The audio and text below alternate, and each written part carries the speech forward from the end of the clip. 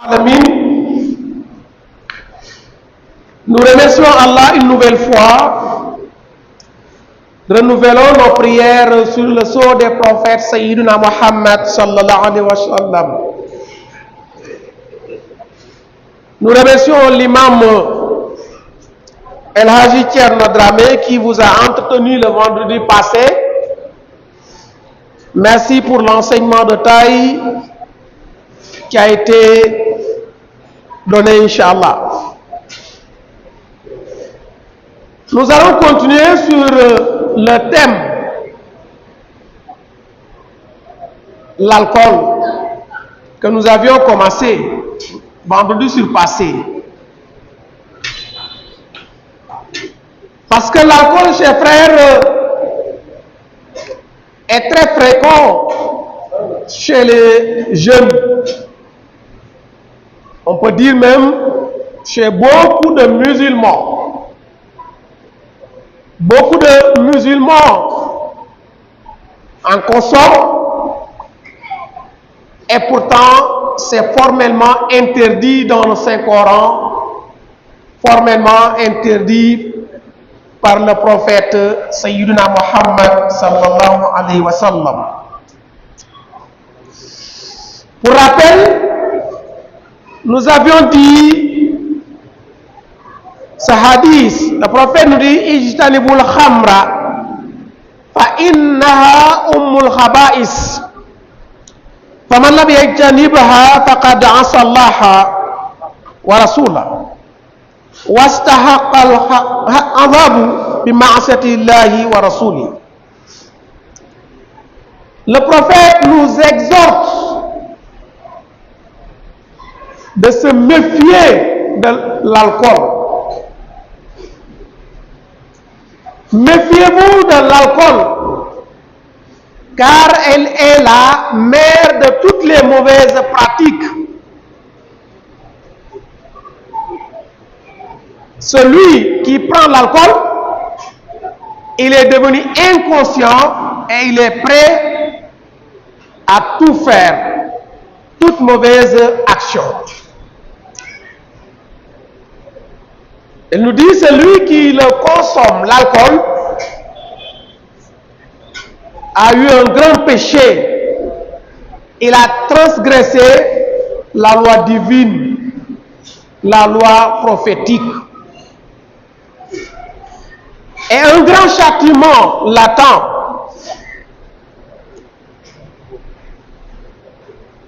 Allah subhanahu wa ta'ala nous dit وَمَنْ يَعْصِ اللَّهَ وَرَسُولَهُ وَيَتَعَدَّ حُدُودَهُ يُدْخِلْهُ نَارًا خَالِدًا فِيهَا وَلَهُ عَذَابٌ مُهِينٌ. Celui qui désobéit à Allah et son prophète a transgressé les lois et il sera jeté dans l'enfer et un châtiment méprisant l'attend. Que Dieu nous en garde. Nous avions dit également que toute chose qui rend ivre est interdite. Toute chose qui rend ivre est interdite. Et toute chose qui rend ivre est haram. Et celui qui consomme l'alcool a transgressé les lois. Nous avions également dit, toujours pour rappel, le prophète sallallahu alayhi wa sallam nous dit la tujalisu shurbatal khamri wala ta'udu mardahum wala tashhadu janaizahum fa inna sharibal khamri yaji'u yawmal qiyamati muswaddan wajhahu mudalli'an lisanu ala sadrihi yasilu lu'abuhu ala batnihi يقدره كل من رآه. Chers frères, chers musulmans, le prophète nous dit: ne fréquentez jamais celui qui consomme l'alcool. Il ne faut jamais s'asseoir avec lui. Et il ne faut pas le rendre visite. Un ivrogne, quand il est malade, le prophète nous dit de ne pas le rendre visite. Un ivrogne, quand il meurt, n'accompagnez pas sa dépouille mortelle. Ne suivez pas sa dépouille mortelle. Pendant son vivant, ne le fréquentez pas. S'il est malade, il ne faut pas le rendre visite, et quand il meurt, il ne faut pas accompagner sa dépouille mortelle. Allahu Akbar. Est-ce que vous voyez la conséquence de la consommation de l'alcool? Et pourtant, c'est très très très fréquent. Que Dieu nous en garde. Et le prophète sallallahu alayhi wa sallam, ce dernier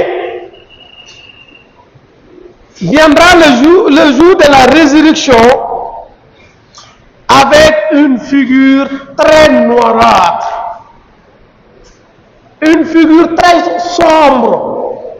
Allahu Akbar. Celui qui boit de l'alcool, le jour de la résurrection, sa figure sera très très très sombre, très noire.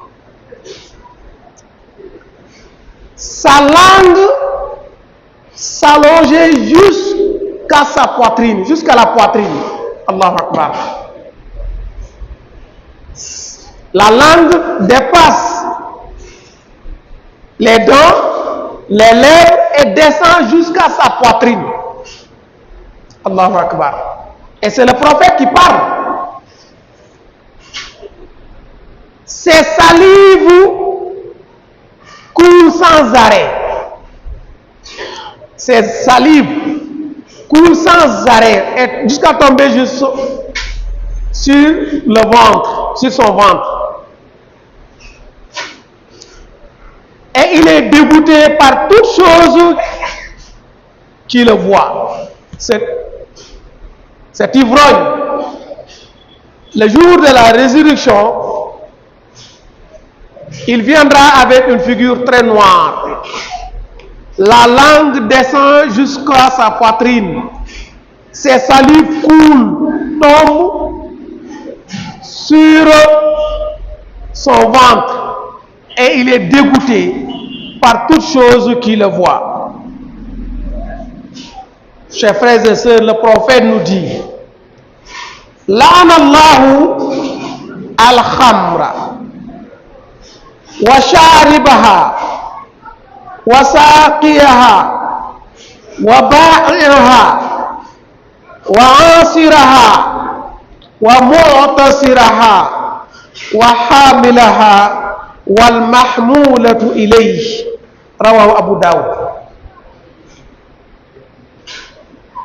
Le prophète nous dit: Allah subhanahu wa ta'ala a maudit l'alcool.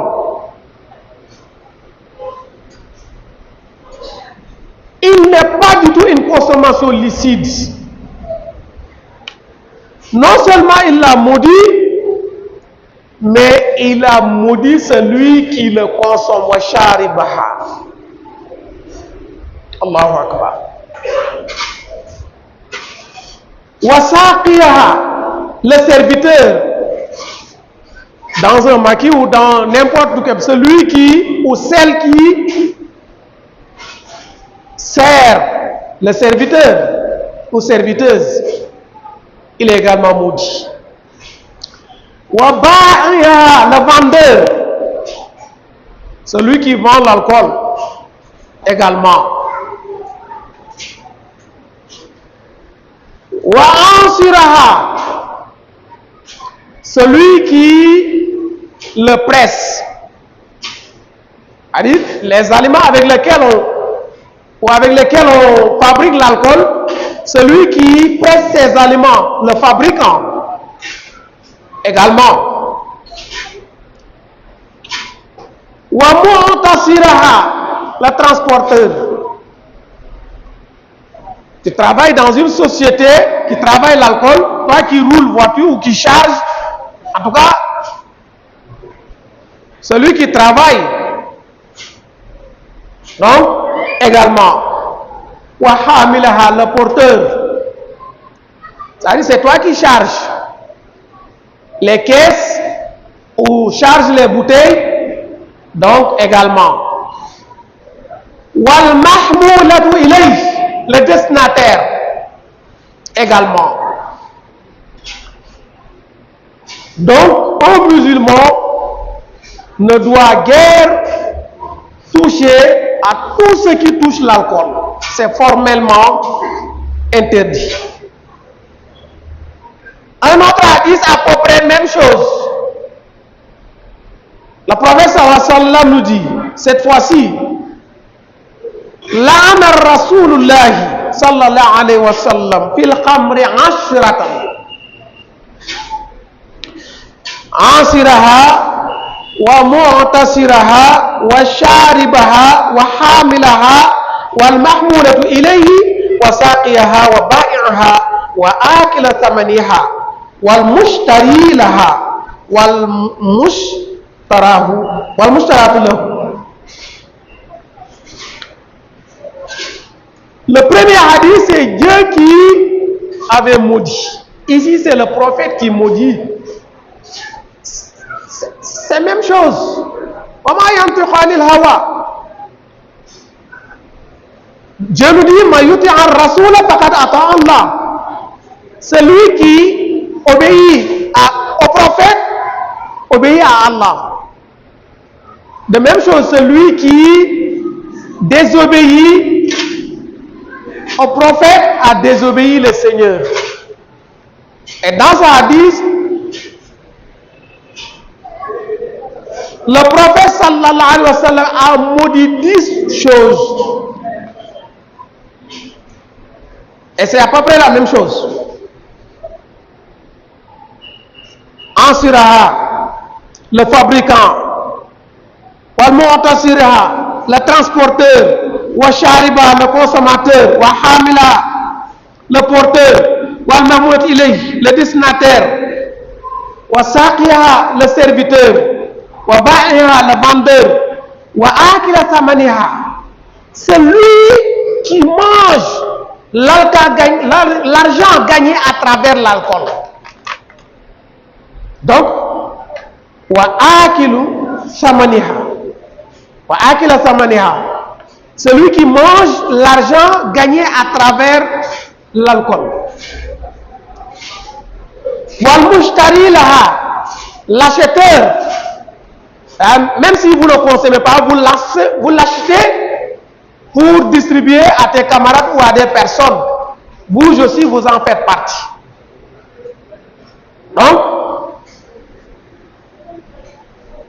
Donc celui qui l'achète, pour lui également, wa mushtarat la. Bref, chers frères et sœurs, tout ce qui touche l'alcool, il faut s'en éloigner. C'est formellement interdit. Allah subhanahu wa ta'ala nous dit, Ya ayyuhalladhina amanu, innamal khamru wal maisir wal ansabu wal azlamu rijsun min amali shaytan fajtanibuhu la'allakum tuflihun. La'allakum tuflihun, pour que vous ayez afin que vous ayez la réussite. Quelle est cette réussite? Le paradis. Dieu nous dit, cherchez que l'alcool, le hasard. Nous avions parlé de ça.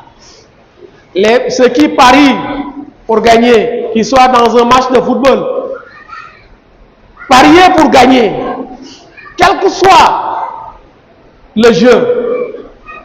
Lorsque vous pariez pour gagner, c'est formellement interdit. Et nous avions développé ça les semaines passées.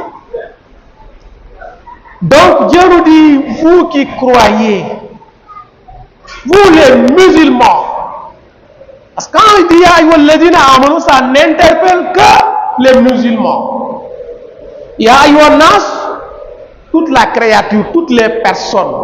Et Ya Ayyuhalladhina amanu, c'est nous qui acceptons. C'est nous qui avons accepté l'islam. On dit, ah, l'islam se repose sur des piliers. Voici les piliers. Il y a également les interdits. Et en fait partie l'alcool. En fait partie la viande de porc. En fait partie la fornication. En fait partie également les hasards. Et pourquoi nous disons que nous sommes des musulmans? Nous prions. Nous partons à la mosquée. Nous prenons l'ablution, nous faisons la grande ablution, nous jeûnons, nous partons à la Mecque pour effectuer le pèlerinage. Et pourquoi certains refusent de s'éloigner de l'alcool? Pourquoi? Pourquoi certains refusent de s'éloigner de la fornication, de s'éloigner de l'adultère? Parce que quand c'est la fornication, c'est la personne qui n'a pas contracté un mariage. Mais quand c'est l'adultère, c'est toute personne qui a contracté un mariage. Toute personne mariée ou qui avait une femme, même s'il est divorcé. Ou toute femme qui avait un mari, même si elle est divorcée. Ou elle n'a plus de mari ou il n'a plus de mari, on parle de l'adultère. Là, parce que le jugement ou le châtiment n'est pas le même. Quand c'est la fornication, le châtiment, le jugement, c'est 100 coups de fouet à la présence d'une foule. Et quand c'est l'adultère, le châtiment, c'est à Raj Moussaoudi, lui jeter des cailloux jusqu'à la mort. Voilà la différence entre la fornication et l'adultère. Donc Dieu nous dit de s'en éloigner, de ne pas toucher à l'alcool, de ne pas s'approcher à la fornication, à zina, mais de ne pas s'approcher également des jeux hasard.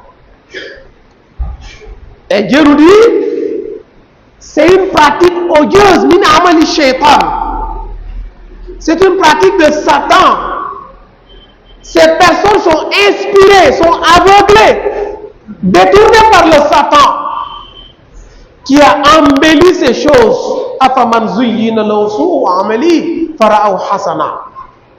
on croit que c'est une bonne chose parce qu'on gagne souvent 500 000, mais vous perdez plus.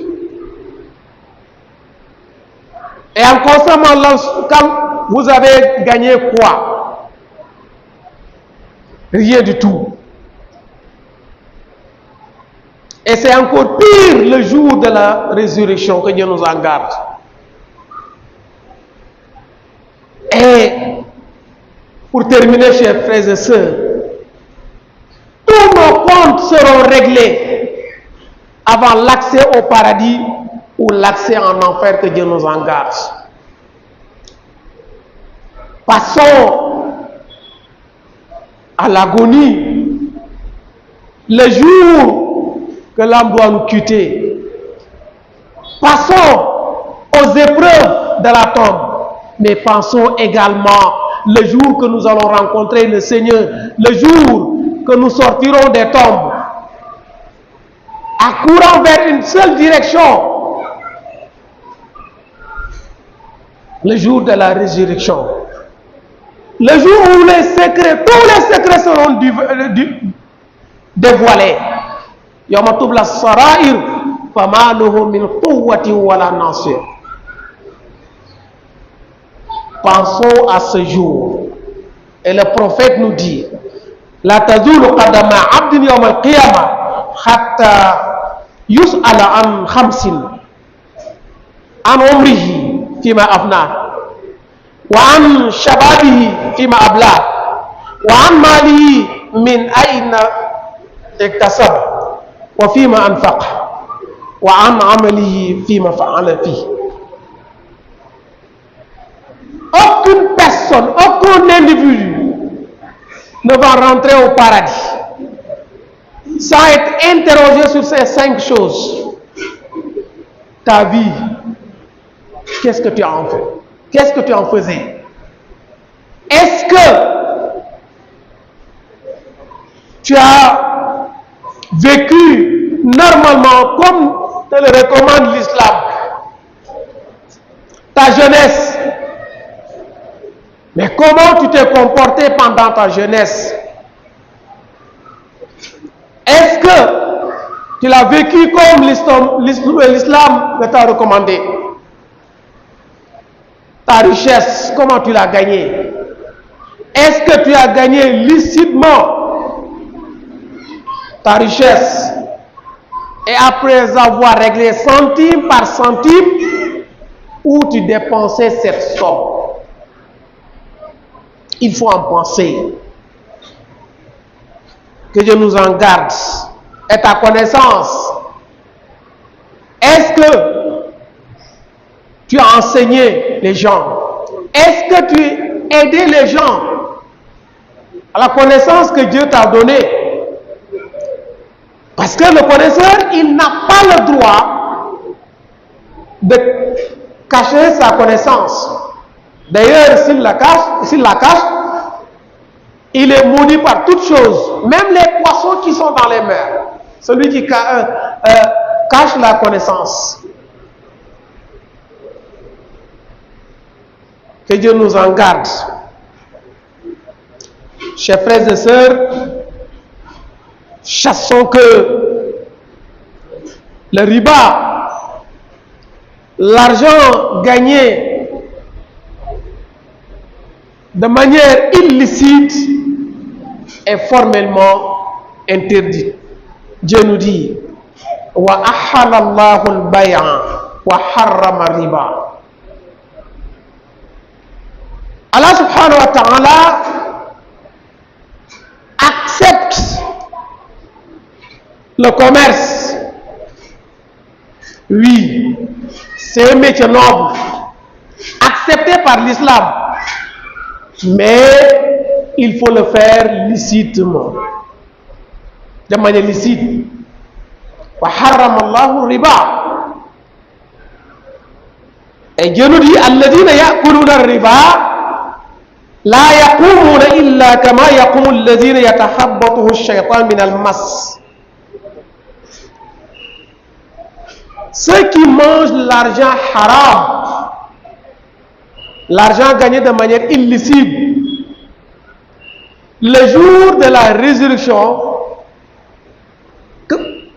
ils vont sortir de leur tombe comme une personne tourmentée par des démons. Vous voyez une personne tourmentée par un démon, comment elle se comporte? Elle tombe, elle se relève, elle ne peut pas marcher correctement. Donc, voilà la même manière pour celui qui mange l'argent haram. Comment il va se lever le jour de la résurrection? Que Dieu nous en garde. Allahumma inna nas'aluka min kulli hammin faraja wa min kulli dhiqin makhraja wa min kulli usrin yusra wa min kulli fahishatin sitra wa ala kulli khairin sabila. طويل لنا عمرنا صحح لنا بدنا وابنا رشد والتوفيق يا الله ودمرا كل عمدا تدربنا قبل وصولنا يا الله يا الله. اللهم إنا نسألك من كل هم فرجا بيا اللهم صل على سيدنا محمد. إن أريد إلا الإصلاح ما استطعت وما توفيق إلا بالله عليه توكلت وإليه أنيب. والسلام عليكم ورحمة الله وبركاته.